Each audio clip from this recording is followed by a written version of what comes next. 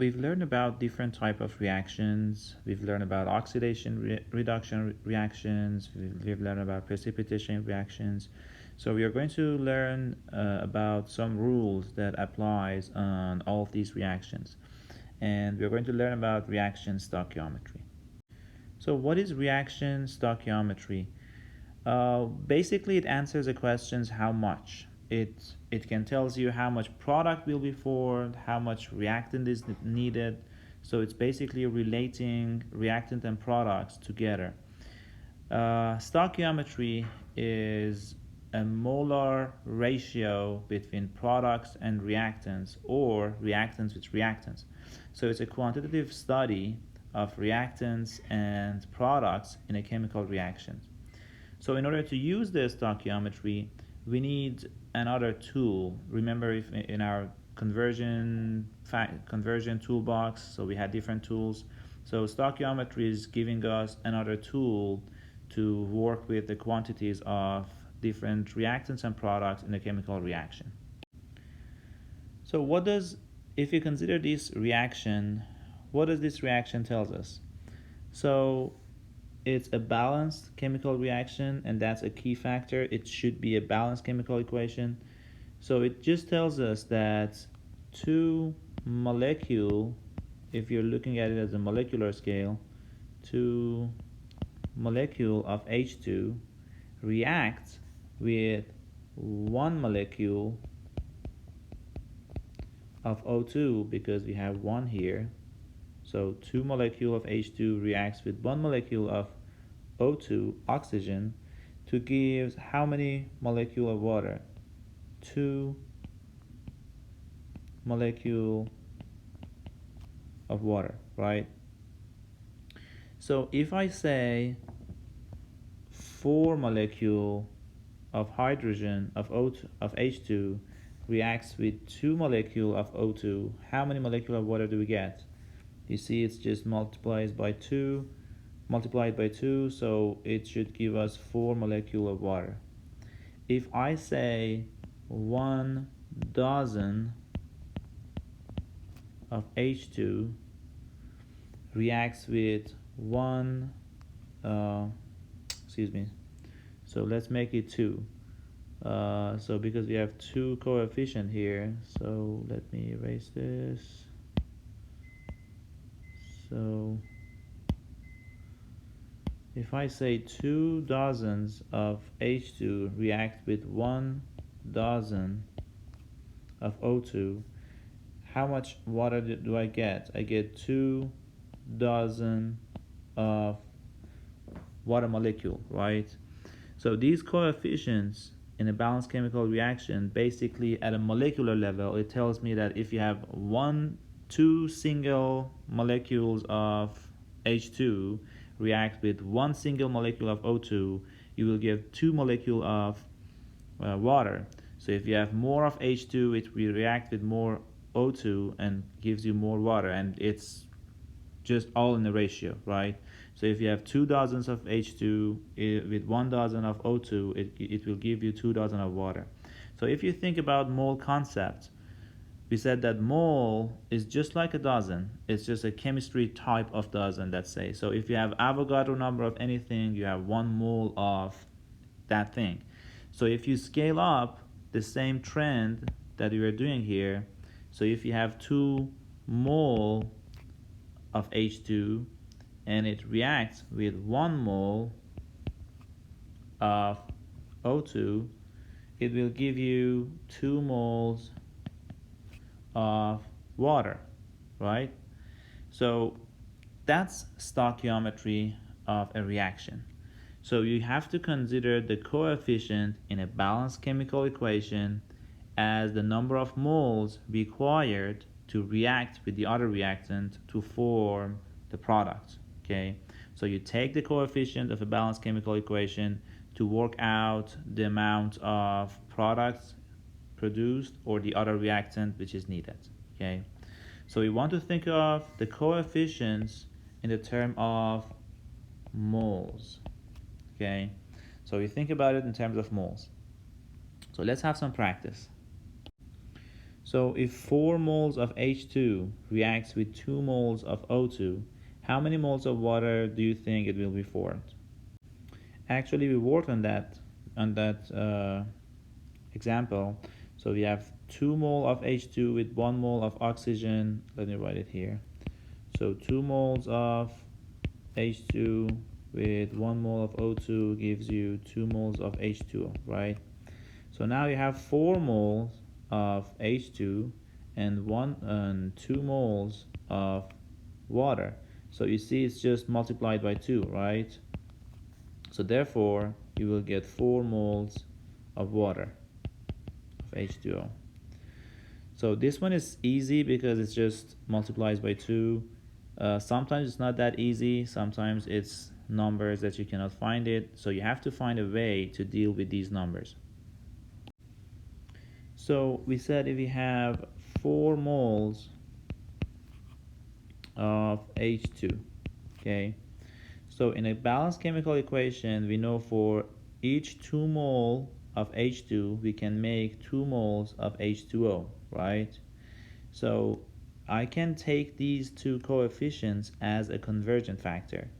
So I'm trying to solve it for the moles of water. So I don't want the moles of H2, I want to get rid of that. So I put the moles of H2 on the denominator to get cancelled, and moles of H2O on top, okay? And from the balanced chemical equation, I know that 2 moles of H2 gives me 2 moles of water, H2O, right? So then it's just a conversion factor. You can get rid of mole of H2 with mole of H2 and I end up with mole of water, okay? So let's back to red. Okay, so 4 times 2 divided by 2 is 4 moles of H2O. As I said, in this example, we know it was simple. We already knew it was 4, but you have to learn the process so when you have other numbers, you can work with it and find the answer. Okay, so this is our toolbox for unit conversions. So we already know some of the tools that we used before. We know about molar mass, Avogadro number, density, prefixes, and subscript to find the atoms in a molecule. Now for stoichiometry tool, we have mole to mole ratio with coefficient of balanced chemical equation. It should be balanced. That's very important, and I'm emphasizing more on that. Don't forget to, if the reaction is not balanced, you have to balance it, okay? So don't forget that part. So you can use the coefficient in a balanced chemical equation and relate the moles of two compounds together. It could be reactant with reactant, or it could be reactant to product, okay? So we have some practice to get to know this tool better. Okay, so how many grams of H2O will be produced when you have 4.5 moles of H2 reacts with excess of O2, okay? So one thing that you have to remember is stoichiometry is relationship between moles, okay? So you can relate moles of anything together, okay? So you can relate the moles of reactant with reactant or reactant with product, but you cannot relate anything else. So that's the mole bridge. So you have to go to the mole bridge. Whatever you want to do, you have to go to the mole bridge, okay? So what information do we have? We have the gram of, we need the gram of water, so we need the mass or gram of water. What do we have? We have the mole of H2. So we have the mole. The first step, we have to go to the mole. That's the first step. The second step, we need to go to the mole of water to mass of water. So that's step 2, okay? So you start with the given information, which is the mole of H2. So 4.5 mole of H2, that's your first conversion factor. So mole to mole, and that's our stoichiometry mole to mole conversion factor.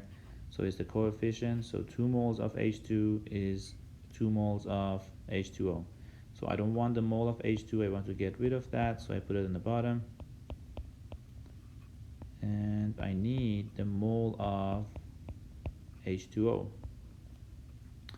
And from the balanced chemical equation, I know that 2 mole of H2 is equal to 2 moles of water, or it makes 2 moles of water. So the second step is mole to mass, and what quantity do we use to go from mole to mass? Molar mass, right? So I need the molar mass of water. I know that for 18.015 gram of H2O, I have 1 mole of H2O. So I can get rid of, can cancel out mole of hydrogen with mole of hydrogen, mole of water with mole of water, and I end up with gram of water, and that's what I need here, right? So the rest is just put these numbers in the calculator and you will get 81 gram of H2O. So with 4.5 mole of H2, you get 81 gram of H2O. Okay, in the next example, we have, we want the mole of H2O, we have the gram of H2. So again, we have to go to the mole bridge to go from one compound to the other compound. What we have is the mass of H2. We have the gram, right? We want the mole of H2O. So the first step, we have to go from mass to mole of H2, and then from mole we can go to from mole of H2 to the mole of H2O. So that's step 1, and this is step 2. Okay, so we start with the mass of H2, and then we go from step 1, from the mass to mole, we use molar mass. So the mass of H2, I want to get rid of gram of H2, and I want the mole of H2, and the molar mass of H2 is 2.016 gram, is in 1 mole. And from that we use the mole bridge to go from mole of hydrogen to the mole of water. So I don't want the mole of H2 hydrogen, I want the mole of H2O. And from the coefficient in the balanced chemical equation, 2 mole of H2 is 2 mole of water. So gram of H2 with gram of H2, mole of H2 with mole of H2, and we end up with mole of H2O, and that's what we need. So the rest, you just put the numbers in the calculator and you get 2.2 mole of H2O. In the last example, we need the gram of water and we have the gram of oxygen. It reacts with excess H2.